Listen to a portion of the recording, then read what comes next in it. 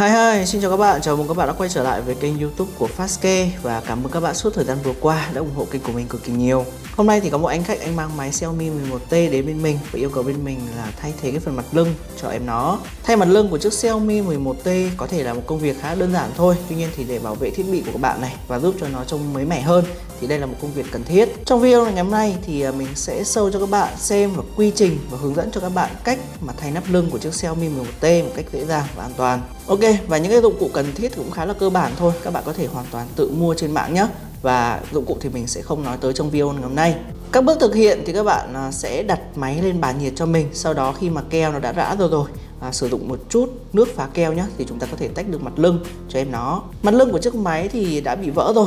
Trước đó anh khách cũng có làm vỡ rồi nên bên mình sẽ tiến hành mạnh tay hơn một chút nhé. Sau khi mà đã tách được cái phần mặt lưng cho em nó rồi thì bên mình sẽ vệ sinh qua cái phần keo cũ và sau đó đi cho em nó thêm một cái phần lớp keo mới.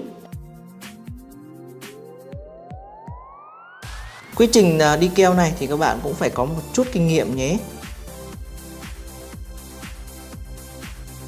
Sau khi đã đi keo xong thì bây giờ anh kỹ thuật viên sẽ tiến hành ráp cho em nó cái phần mặt lưng mới hoàn toàn đến từ bên mình.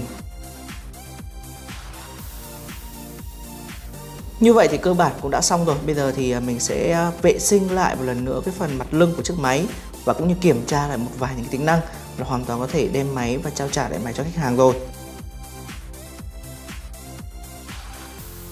Sau khi đã hoàn thành công đoạn thay nắp lưng cho chiếc Xiaomi 11T thì bạn sẽ cảm thấy tự tin hơn. Và nếu mà các bạn nào mà đang bước đầu học về cái việc sửa chữa ấy, thì đây chính là một trong những bài mà các bạn có thể tham khảo, tự tin để có thể thay thế trước nhé. Chuyên viên bên mình sẽ kiểm tra lại một vài những tính năng của máy trước khi mà hoàn thành nhé. Rồi, cảm ơn các bạn đã lắng nghe cũng như theo dõi. Hẹn gặp lại các bạn trong những clip lần sau.